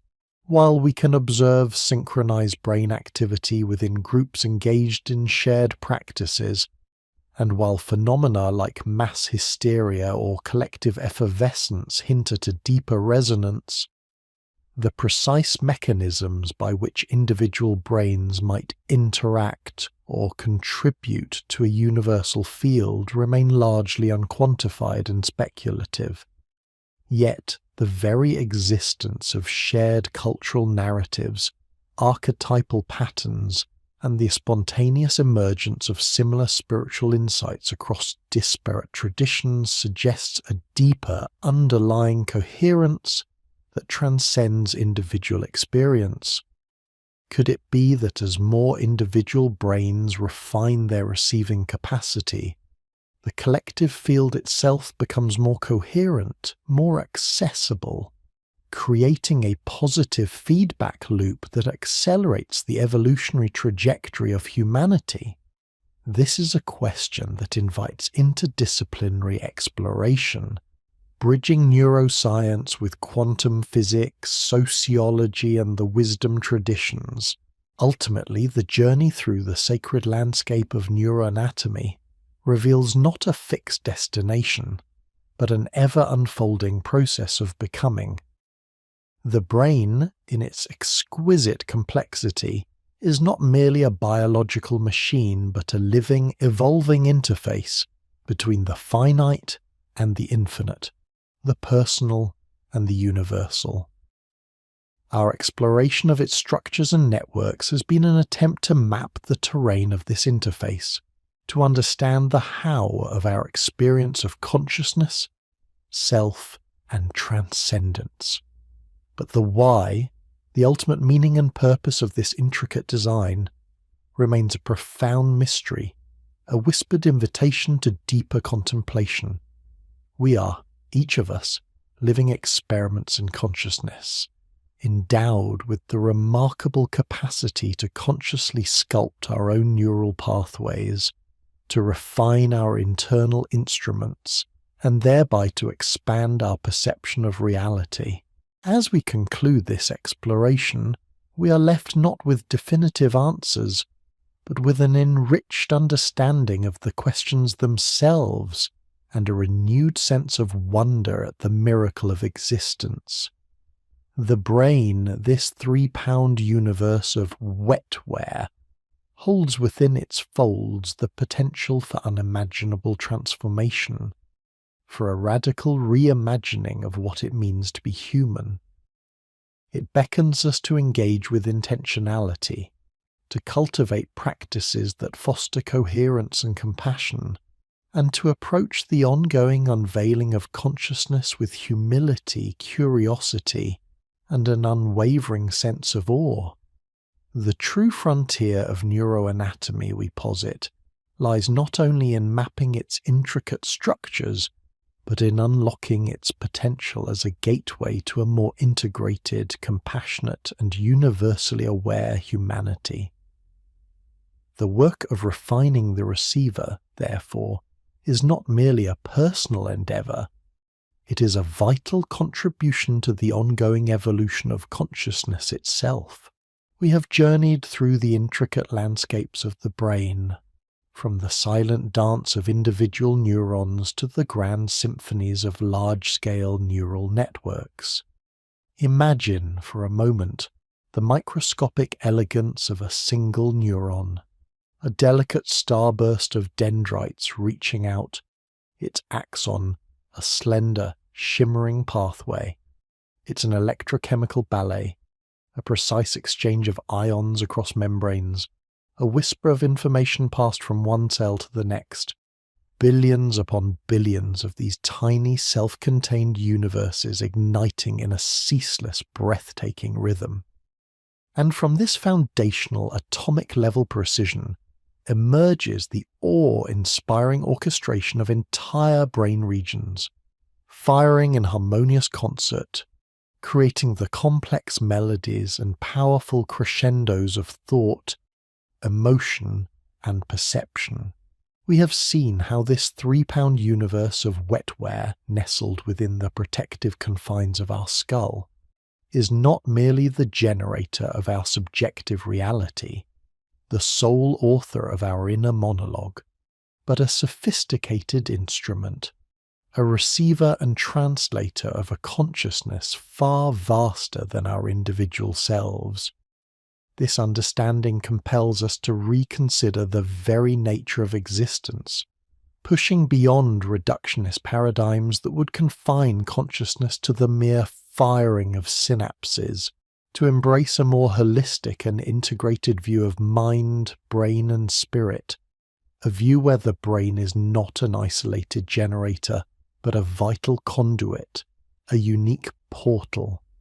What, then, are the profound implications of perceiving the brain not as a solitary island of self, isolated and self-sufficient in its cognitive processes, but as a finely tuned antenna within a boundless ocean of awareness?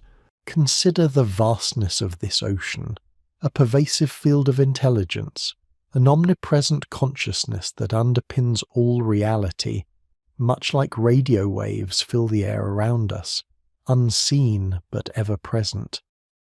We contend that its exquisite architecture, meticulously detailed through centuries of scientific inquiry, from the crude dissections of ancient anatomists to the high-resolution functional MRI scans of today, is precisely what enables this reception and translation.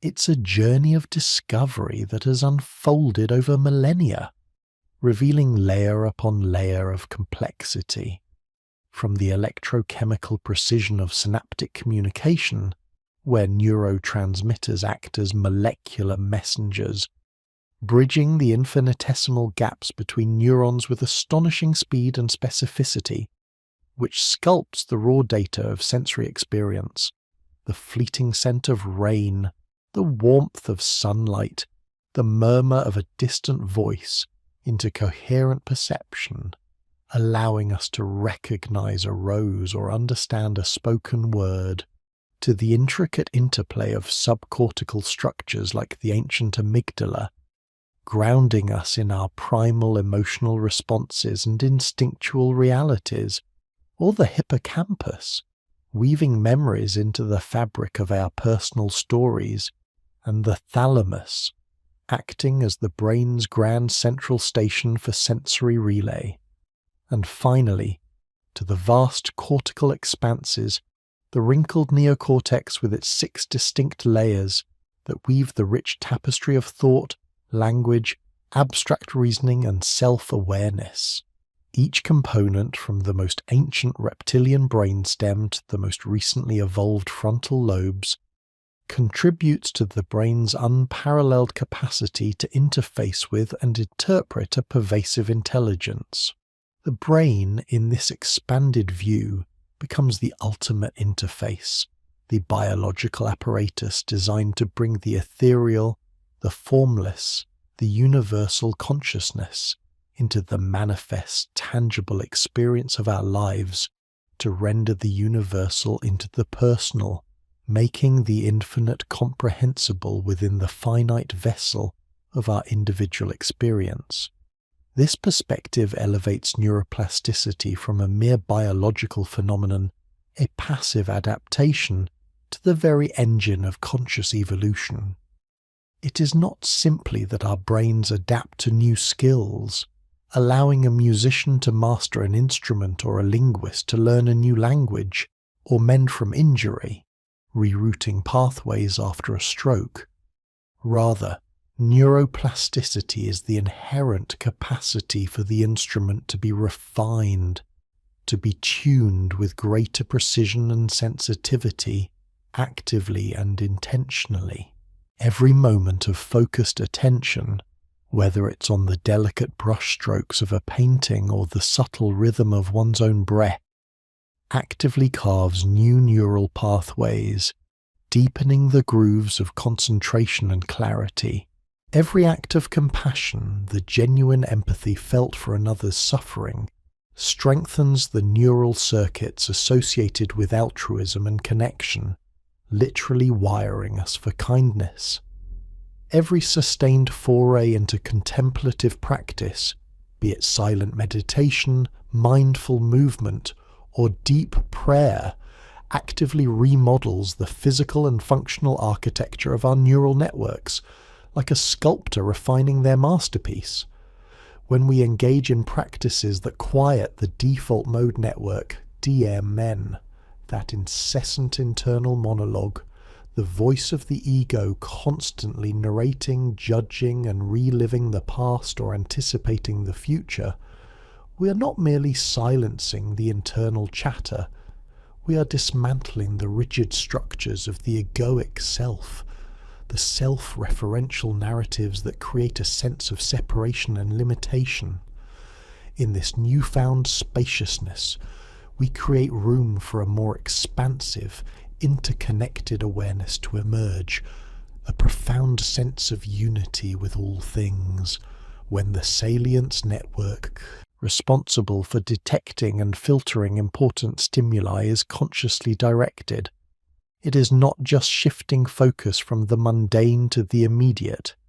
It is attuning the instrument to perceive subtle nuances of reality, the energetic shifts in a room, the unspoken emotions in another's eyes, the profound interconnectedness of seemingly disparate events, to discern patterns of meaning previously obscured by the clamour of ordinary perception, by the noise of our conditioned minds. And when the executive control network, ECN, our willpower and decision-making hub, is harnessed for sustained spiritual effort, for the discipline of meditation or the practice of self-observation, it is not merely exercising willpower, it is forging new pathways of self-mastery, enabling the consistent and intentional cultivation of states of consciousness that transcend the mundane, leading to profound peace, unshakable joy, and deep intuitive insight. The implications of this dynamic interplay are staggering, transforming our understanding of self and reality. If our subjective experience is in part a function of how well our brain instrument is tuned, then our internal world is not merely a private theatre where thoughts and feelings play out in isolation, but a crucial determinant of the reality we perceive and inhabit. The boundaries between inner and outer begin to dissolve, revealing a seamless continuum, a profound feedback loop where our internal state shapes our external experience and vice versa. There is no hard line, no impenetrable wall, only a permeable membrane, our internal landscape, the culmination of our thoughts, emotions, and intentions, etched into the very structure of our neural pathways, forming a unique neural signature, becomes a living, breathing microcosm reflecting the macrocosm. The quality of our internal tuning dictates the bandwidth of our perception, determining how much of the vast information field of reality we can access and process. It dictates the depth of our empathy, allowing us to truly feel and understand the experiences of others, and it dictates the clarity of our insight, enabling breakthroughs in understanding that transcend mere logic.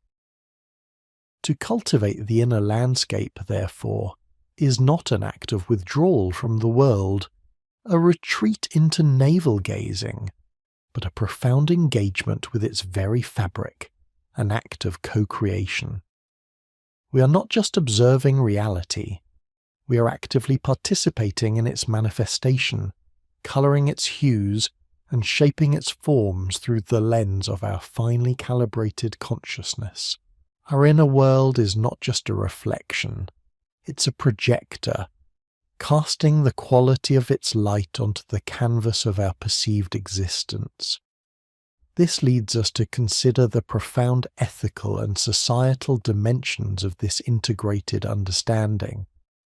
If each individual brain is capable of being tuned to receive and translate a universal consciousness, what are the implications for our collective future? Imagine for a moment a world populated by individuals who have intentionally cultivated their neural instruments for greater interconnectedness, compassion, and insight. Conflict, born often of perceived separation, of the quote, 69 mentality and limited perspectives, might give way to a deeper recognition of shared humanity and shared being, understanding that another's suffering is, in a very real sense, our own. Education could shift from mere information transfer, the rote memorization of facts, to the holistic development of consciousness, fostering not just intellect but wisdom, not just skill but empathy, teaching children not only what to think, but how to be. Health, both individual and planetary, could be approached with a deeper reverence for the intricate web of relationships that sustain all life, recognizing the interconnectedness of our personal well-being with the health of our communities and the planet. The hard problem of consciousness, while remaining an acknowledged mystery in its ultimate how, the inexplicable leap from physical matter to subjective experience, begins to morph from an intractable scientific puzzle into a profound philosophical and spiritual invitation. It is no longer a question of if consciousness arises from physical processes, but how. These physical processes serve as the elegant, intricate gateway for consciousness to manifest and express itself. The brain, in this light, is not the source of the light, the origin point of consciousness itself, but the stained glass window through which the light of universal consciousness shines, each unique pattern and hue, each individual's life experience and perspective, adding to the richness and vibrant complexity of the collective human experience. We stand then at a pivotal juncture in human history, armed with both the meticulous maps of neuroanatomy, charting the precise pathways and structures of the brain, and the timeless compass of spiritual wisdom, guiding us toward deeper truths about our interconnected nature. The journey into the brain is, at its heart, a journey into the self, an exploration of our deepest identity, and simultaneously, a journey into the heart of existence itself, revealing the universal principles that govern reality. It is a call to conscious participation, to embrace the responsibility and the privilege of cultivating our internal landscapes. The responsibility lies in understanding that our inner state has tangible effects on the world. The privilege lies in the profound joy and clarity that comes from this cultivation. For as we individually refine our instruments, as we intentionally tune our neural networks through practices of mindfulness, compassion, and self-inquiry, we contribute not only to our own awakening, but to the very coherence and evolution of collective human consciousness. Each quiet moment of insight, each act of selfless love, sends ripples through the shared field of awareness, subtly elevating the consciousness of all. The mystery remains vast and boundless, inviting us to approach it not with the demand for definitive, reductive answers, but with humility, with wonder, and with an ever-deepening reverence for the astonishing complexity and transcendent potential of the human brain. This introduction to neuroanatomy, therefore, is not an endpoint, a final conclusion to be memorized, but an opening, an invitation to continue the exploration, to push the boundaries of understanding, and to live into the profound implications of being conscious beings within a conscious universe, ever evolving, ever unfolding,